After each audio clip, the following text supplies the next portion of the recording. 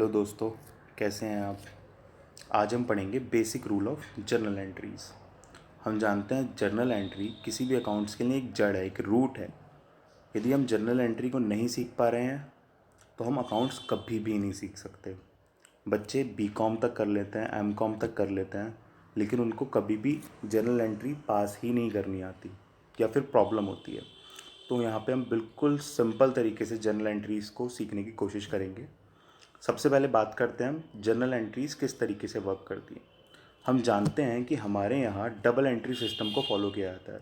That means कि जब भी कोई हम एक जर्नल एंट्री पास करते हैं तो उससे हमारे दो अकाउंट्स इफेक्ट होते हैं।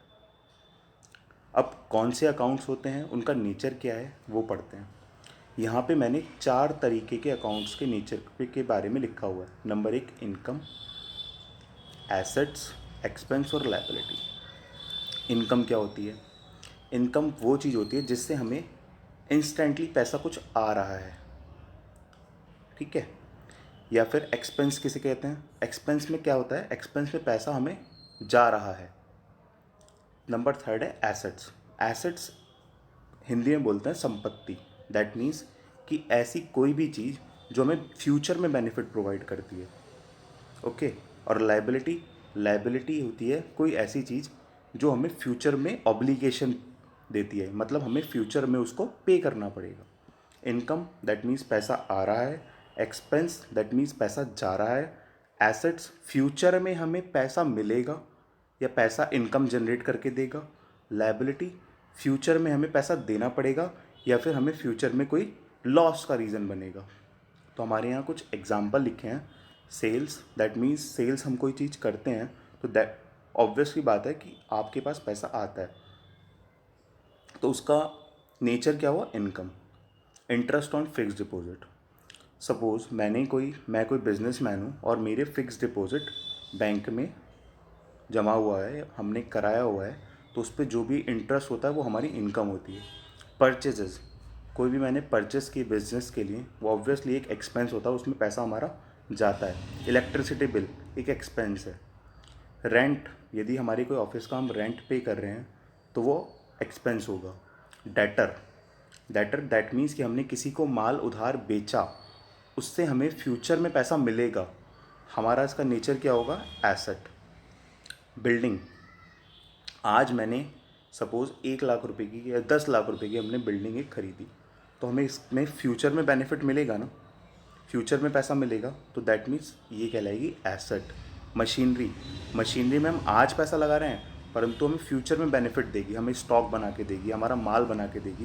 दैट मीन्स नेचर क्या हुआ? एसेट। आउटस्टैंडिंग एक्सपेंसेस, हमें फ्यूचर में एक्सपेंस को पे करना पड़ेगा, अभी फ़िलहाल आउटस्टैंडिंग है। That means liability. Creditor, creditor भी एक तरीके से आउटस्टैंडिंग लायबिलिटी होती है। क्रेडिटर दैट मीन हमने किसी से उधार माल खरीदा, हम उसको फ्यूचर में पे करेंगे, तो उसका नेचर क्या हुआ? लायबिलिटी। लोन, हमने किसी बैंक से, फाइनेंशियल इंस्टीट्यूशन से कोई लोन लिया, ऋण लिया, उसको हमें फ्यूचर में ऑब्वियसली पे ऑफ करना पड़ेगा, तो इसका नेचर क्या हुआ? लायबिलिटी।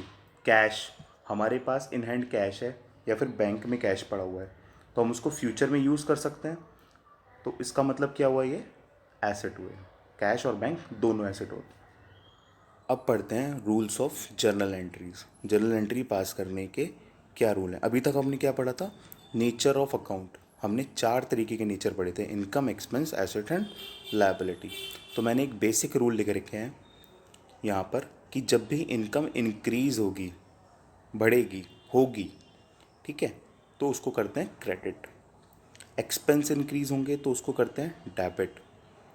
एसेट्स इंक्रीज़ होंगे तो उसको करते हैं डेबिट, और लायबिलिटी इंक्रीज़ होती है तो उसको करते हैं क्रेडिट। यदि ये 4 बातें किसी बच्चे ने सीख ली तो वो कभी भी जर्नल एंट्री में फेल नहीं हो सकता। कभी कोई परेशानी नहीं आएगी जर्नल एंट्री पास करने में। इसी के अपोजिट यदि इनकम कम होती है तो उसको करते हैं डेबिट, एक्सपेंसेस कम होते हैं तो उसको करते हैं क्रेडिट, एसेट्स कम होते हैं तो उसको करते हैं क्रेडिट, और लायबिलिटी कम होती है तो उसको करते हैं डेबिट।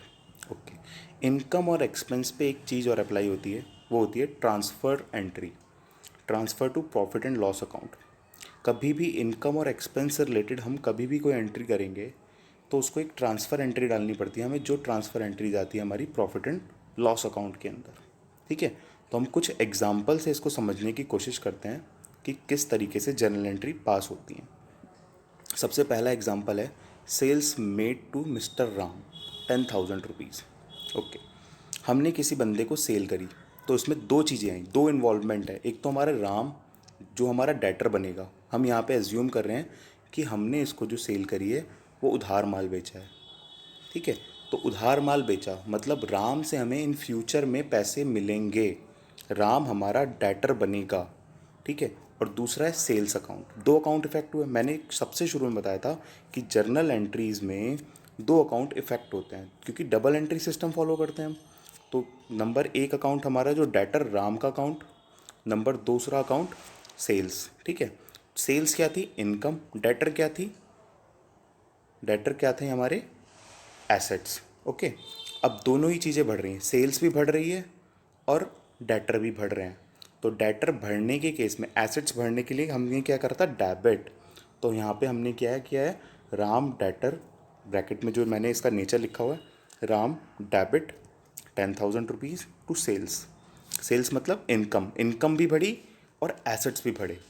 ठीक है, तो आप यदि ऊपर वाले रूल में देखोगे तो इनकम बढ़ने पे क्या किया था हमने? क्रेडिट किया था, और एसेट बढ़ने में क्या किया था? डेबिट किया था। तो रूल अप्लाई होता है। उसके बाद हमने कहा था कि कोई भी प्रॉफिट एंड लॉ, कोई भी इनकम और एक्सपेंस का आइटम है उसको पी एंड एल में ट्रांसफ़र एंट्री मारेंगे। तो मैंने आगे नीचे लिखा है T R F, that means transfer entry क्या बनेगी? सेल्स अकाउंट रिवर्स होके ट्रांसफ़र कर दिया प्रॉफिट एंड लॉस अकाउंट के अंदर। तो सेल्स अकाउंट डेबिट, ऊपर क्रेडिट किया था और नीचे डेबिट किया to profit and loss account. Okay, next है मशीनरी परचेज। ओके, हम जब मशीन ख़रीदते हैं, कोई मशीनरी परचेज़ किया हमने, तो मशीनरी हमारी क्या है? एसेट्स। हमने परचेज़ कैसे किया होगा? कैश या बैंक से पेमेंट किया होगा। तो एक तरफ हमारी मशीनरी तो आ रही है, मशीनरी बढ़ रही है, दूसरी तरफ हमारा बैंक या कैश कम हो रहा है। एक तरफ एसेट्स बढ़ रही है, दूसरी तरफ एसेट्स कम हो रही है। तो एक एसेट जब बढ़ेगी तो उसको डेबिट करेंगे, दूसरी एसेट जो कम हो रही है वो यदि कम हो रही है तो उसको हम करते हैं क्रेडिट। तो सिंपल सी एंट्री है मशीनरी डेबिट टू कैश। यहाँ पे कोई भी इनकम और एक्सपेंस का इन्वॉल्वमेंट नहीं है, सो दैट यहाँ पे कोई भी ट्रांसफ़र एंट्री नहीं लगेगी। थर्ड एग्जांपल है loan taken from bank. Okay, जब हम लोन लेते हैं तो उस केस में एसेट्स मतलब कैश आ रहा है हमारे पास या बैंक बैलेंस आ रहा है। ठीक है, एक एसेट्स बढ़ रही है, लोन लोन भी बढ़ रहा है ना हमारे पे, लाइबिलिटी भी तो बढ़ रही है ना। तो एक तरफ हमारी एसेट्स बढ़ती है, एक तरफ हमारी लाइबिलिटी बढ़ती है। तो एसेट जब बढ़ेगा तो उसको क्या करते हैं? डेबिट, और लाइबिलिटी जब बढ़ती है तो उसको क्या करते हैं? Credit.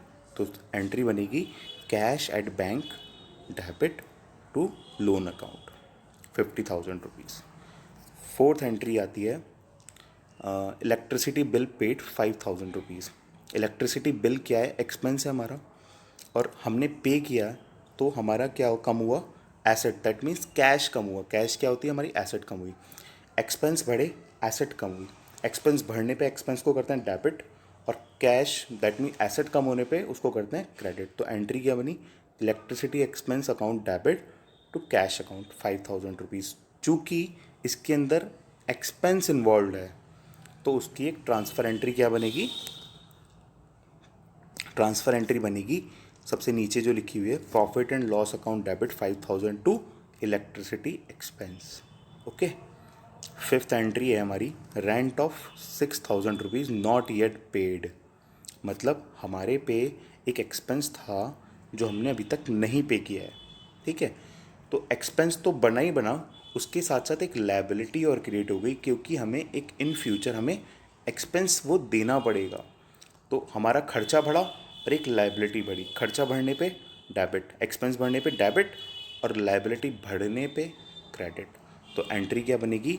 Rent debit 6,000 rupees to outstanding expenses that is liability 6,000 rupees. चूँकि इसके अंदर रेंट इन्वॉल्व है, एक्सपेंस इन्वॉल्व है, तो इसकी एक ट्रांसफ़र एंट्री क्या बनेगी?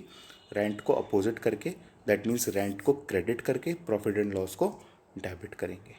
तो इस तरीके से हमारी जर्नल एंट्री पूरी तरीके से काम करती हैं। बहुत ही बेसिक रूल है, ज़्यादा दिमाग नहीं लगाना। सिर्फ वो 4 रूल यदि आपने पढ़ लिए, समझ लिए, तो आपको कभी भी किसी भी तरीके की जर्नल एंट्री में कभी कोई प्रॉब्लम नहीं आएगी। चाहे वो कितनी से कितनी भी खतरनाक एंट्रीज़ क्यों ना हो, किसी कंपनी से रिलेटेड क्यों ना हो, पार्टनरशिप फर्म से रिलेटेड क्यों ना हो, एनजीओ से रिलेटेड क्यों ना हो, ठीक है, अमालगमेशन, मर्जर, बहुत तरीके की जो एंट्रीज़ होती हैं, दुनिया भर की जितनी भी जर्नल एंट्रीज़ हैं, वे सारी की सारी डिपेंड करती हैं इन 4 ही गोल्डन रूल्स पे। यदि ये रूल्स आपने फॉलो कर लिए, इतने दिमाग में बैठा लिए, तो कभी भी ज़िंदगी में आप जर्नल एंट्री से नहीं घबराओगे। ठीक है, ओके, आज का टॉपिक हम यहीं ख़त्म करते हैं। Okay, bye.